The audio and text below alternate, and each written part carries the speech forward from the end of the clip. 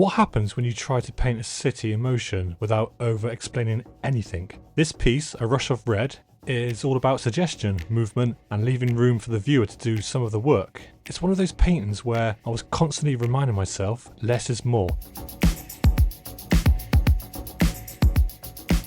In this video, I'm going to walk you through the full process from the early sketch all the way to the final details and share what I learned along the way. Whether you're into oil painting, urban landscapes, or just curious about how something like this comes together, grab yourself a cup of tea and get comfortable. So the idea behind A Rush of Red came to me on one of those walks you take when you're not looking for anything, but something just sort of clicks. I've always wanted to paint a sunset cityscape. The way the warm sunlight bounces off the buildings and the roads, I knew I had to capture that. I've taken a few pictures of these scenes, but nothing really grabbed my attention and nothing felt good enough to paint as a final piece. Luckily, whilst doom scrolling on Instagram, I came across this awesome reference photo taken by a friend here in Athens, and she kindly let me use it. So if you've watched any of my previous videos, I'm not all about copying a reference picture exactly. I also didn't want it to be about one specific street. Instead, I wanted to capture the feeling of the city, that blur of motion and colour and structure that your eye tries to make sense of. I've always been drawn to movement. Fast-paced life keeps me active, and visually, living here in Athens, there's so much for the eye to see, all at the same time. Athens is an extremely busy city and very cluttered, but also full of movement, cars, lights, weather. It's all there for me to see. I chose to paint this scene because I enjoyed the balance between road chaos and calm sky. It was a no-brainer to attempt to capture such a unique blend of both. The contrast between the distant dark trees and soft sky really appealed to me. And not to mention the composition, the way the eye leads you from the focal point of the detailed car all the way up the street to the calm and serene sky. My general approach to cityscapes is quite similar to all of the subjects I paint. A mad mix of abstraction, impressionism and realism. I want to play with edges, texture and a little bit of blending. I use a variety of tools to get the job done. Palette knives, my catalyst wedge and a piece of card, to name a few. I'm working in oils on oil primed Belgian linen, a fine weave. This one is 60 by 31 centimeters, slightly awkward dimensions, but I like the challenge it presents in terms of composition.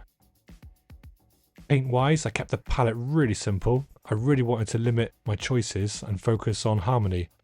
It's mostly titanium white, cadmium yellow, cadmium red, quatacadrone magenta, cobalt turquoise, cobalt blue, ultramarine blue and burnt sienna. I'm using liquid original as my medium throughout. It helps keep those paint layers flexible and speeds up the drying time, which is really handy when you're working in layers and don't want to sit around too long for the surface to set.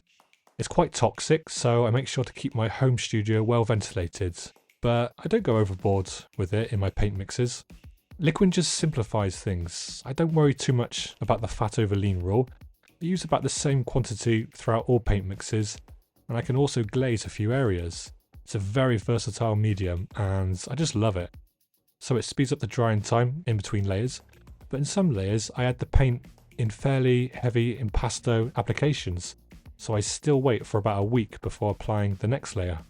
The first layer is all about structure and atmosphere. Once I've sketched out the general composition, sometimes with a tracing paper, transfer and light pencil, I then go over it with an oil coloured pencil.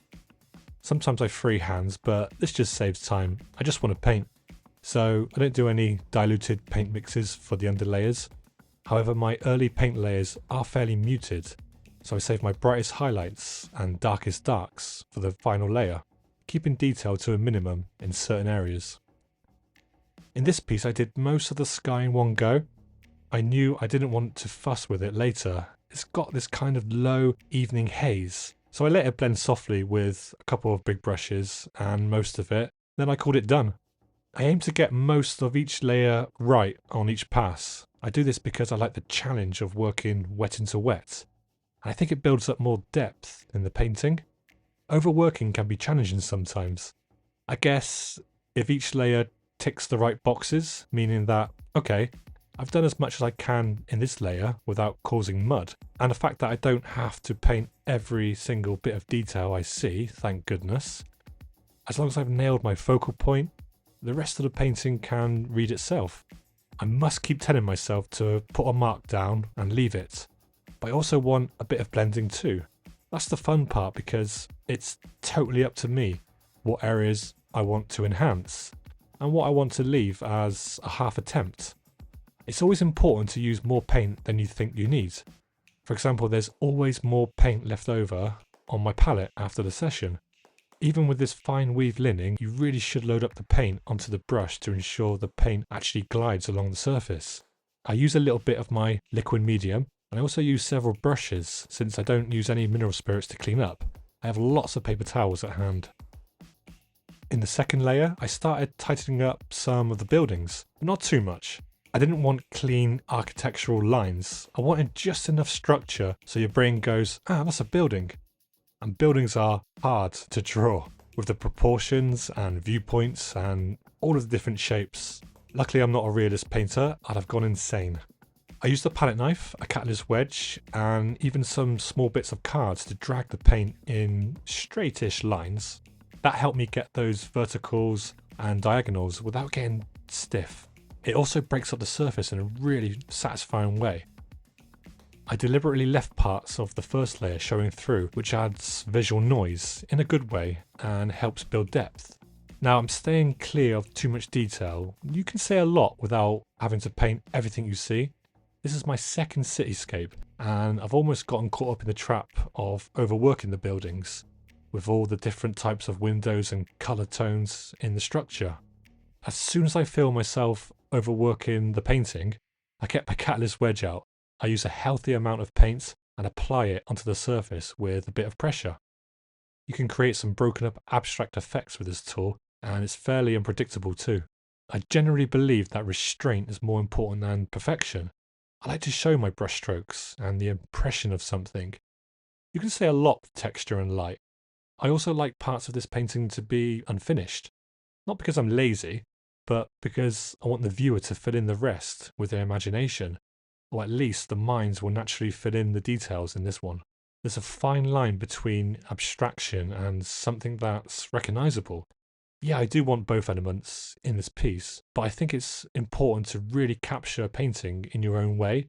Perhaps you see things differently than others, and the opportunity lies in how you capture that in your art. It's your art and your way. There aren't any rules. The third layer was still all about suggestion. I started to imply more movement with thicker paint applications, especially in the cars and background elements, without locking down every shape. I also worked hard not to blend everything. When I lay down paint and leave it, especially in the midground, it holds on to a certain energy. Too much fiddling and it dries. This is one of the hardest lessons to learn when it comes to oil painting. Now let's talk about the discipline of leave it alone. Do you leave a paint mark down and think this? Or do you like to take advantage of the oils and blend everything out? Is it too much to ask for both? You can create amazing depth in your paintings if you can do both. But which parts do you choose to blend out and which part do you leave? Well, that's the fun part because it's totally up to you. This is what makes painting fun. Usually I look at the composition and I'd perhaps focus more on what's in front, like the car on the left here. Then I'd likely create the impression of what's going on in the mids and backgrounds. That way you get a more dynamic painting, not just a replica of a photograph. You get a painting that's come from you. That's why I always say that the reference picture is just there to hold my hand, not to copy it exactly. I don't even worry about mixing the exact same colours. As long as my tonal range is close, meaning how light or dark my subject is, I'm okay. By the final session, I focused on the foregrounds. That car on the bottom left got more detail than anything else. It acts like a kind of anchor in the composition. I also sharpened a few edge lights, popping in some clean highlights and made a few tiny adjustments to contrast. The last step was naming the painting. A rush of red came to me because of the bold scarlet running through the middle, but also because the whole piece felt like this fleeting moment caught in motion.